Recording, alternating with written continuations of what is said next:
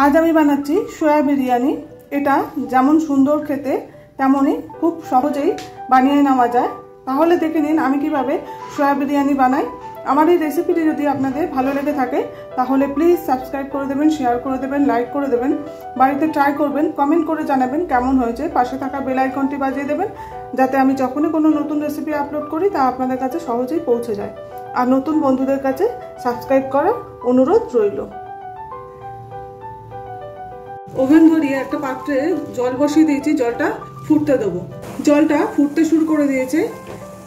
এখানে আমি 1 cup soybean নিয়ে নিয়েছি, এটা এবার জলের মধ্যে দিয়ে দিচ্ছি। এবার গ্যাসটাকে অফ করে দিচ্ছি। 5 থেকে 7 মিনিট আমি এটাকে গরম জলের মধ্যে ভিজিয়ে নেব।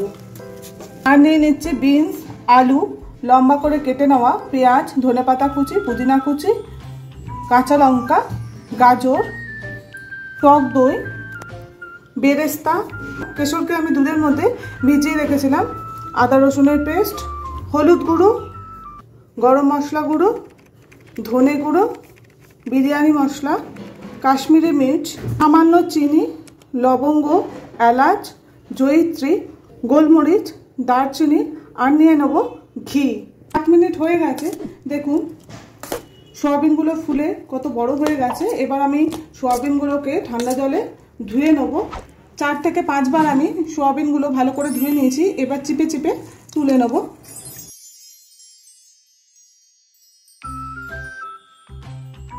সবগুলো সয়াবিন আমি চিপে নিয়ে নিয়েছি। এখানে আমি 1/2 কাপ টক দই নিয়েছি। আর এর মধ্যে আমি মশলাগুলো দিয়ে দেবো। কাশ্মীরি মির্চটা দিয়ে দিলাম, হলুদের গুঁড়ো, গরম মশলা, ধনে গুঁড়ো, বিরিয়ানি মশলা সবগুলোই দিয়ে দিলাম। আদা রসুনের পেস্ট দিয়ে দিচ্ছি 3 চামচ। 1 চামচ নুন দিয়ে দিচ্ছি। সমস্ত মশলাগুলোকে একসঙ্গে মেখে নেব।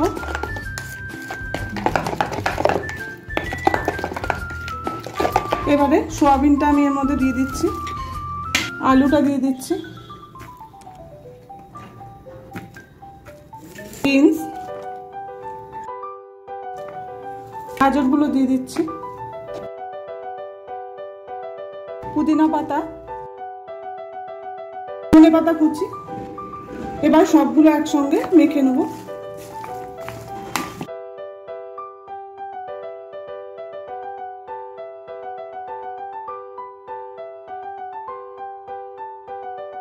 পনেরো মিনিটের জন্য ম্যারিনেট করে রেখে দেবো। এখানে 2 কাপ বাসমতি চালকে আমি 20 মিনিটের জন্য ভিজিয়ে রেখেছিলাম। আমি প্রেসার কুকার বসিয়ে দিয়েছিলাম ওভেনে। 2 চামচ সাদা তেল দিয়ে দিচ্ছি, 1 চামচ ঘি দিয়ে দিলাম।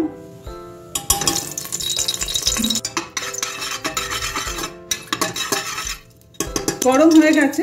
এবার আমি দারচিনি, জয়িত্রী, এলাচ, লবঙ্গ, গোলমরিচটা দিয়ে দিলাম। গরম মশলাগুলো থেকে একটা সুন্দর গন্ধ বেরোতে শুরু করে দিয়েছে। এবার আমি যে পেঁয়াজগুলো কেটে রেখেছিলাম লম্বা লম্বা করে দিয়ে দিচ্ছি। হালকা ব্রাউন করে ভেজে নেব। হালকা ব্রাউন হয়ে গেছে। এবার আমি ম্যারিনেট করাটা দিয়ে দিচ্ছি।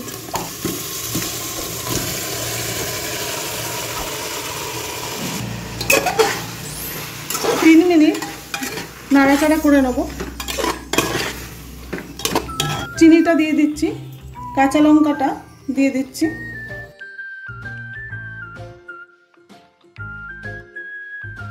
তিন মিনিট মিডিয়াম ফ্লেমে নাড়াচাড়া করে নিয়েছি। এবার সয়াবিন আলুগুলোকে আমি পুরো ছড়িয়ে দিলাম। এবার এর ওপর দিয়ে আমি বেরেস্তা দিয়ে দেবো, পুদিনা পাতা দিয়ে দেবো, ধনে পাতা দিয়ে দিচ্ছি। এবার চালটা দিয়ে দিচ্ছি।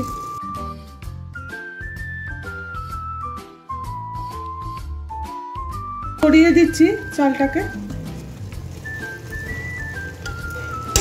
এর উপর দিয়েও আমি বেরেস্তা দিয়ে দিচ্ছি, পুদিনা পাতা দিয়ে দিলাম, ধনে পাতা কুচি দিয়ে দিচ্ছি। এবারে কেশর দেওয়া দুধটা দিয়ে দিচ্ছি ওপর দিয়ে। পুরো দুধটাই আমি দিয়ে দিচ্ছি ওপর দিয়ে। আপনারা চাইলে কেশরের বদলে কালারও ইউজ করতে পারেন। এবারে 2 চামচ আমি ঘি ওপর দিয়ে দিচ্ছি। আমি 2 কাপ চাল ব্যবহার করেছিলাম, তার জন্য আমি এখানে 3 কাপ জল ব্যবহার করছি। যে কাপের মাপের আমি চাল নিয়েছিলাম সেই কাপের মাপেরই জল দিচ্ছি।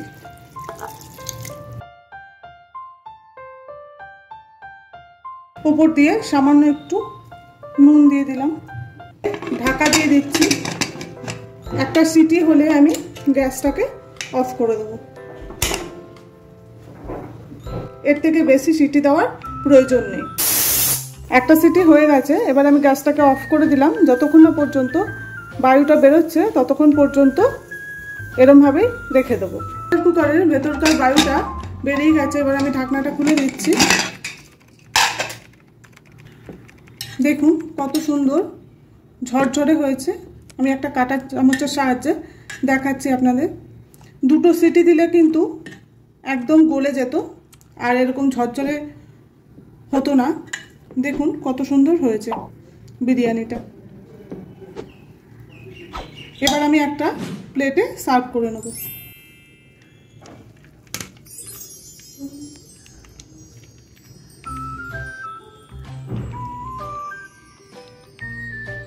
আলুটা সেদ্ধ হয়েছে কিনা দেখাচ্ছি। দেখুন আলুটা একদমই সেদ্ধ হয়ে গেছে।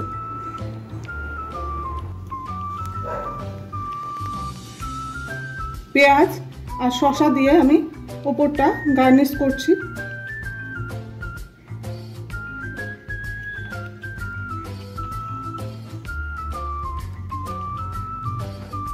আমি এটা শসার রায়তার সঙ্গে সার্ভ করব। আপনারা আপনাদের পছন্দ অনুযায়ী জিনিস দিয়ে সার্ভ করতে পারেন। শসার রায়তার ভিডিওটা আমার চ্যানেলে আপলোড করা রয়েছে, আপনারা চাইলে দেখে নিতে পারেন।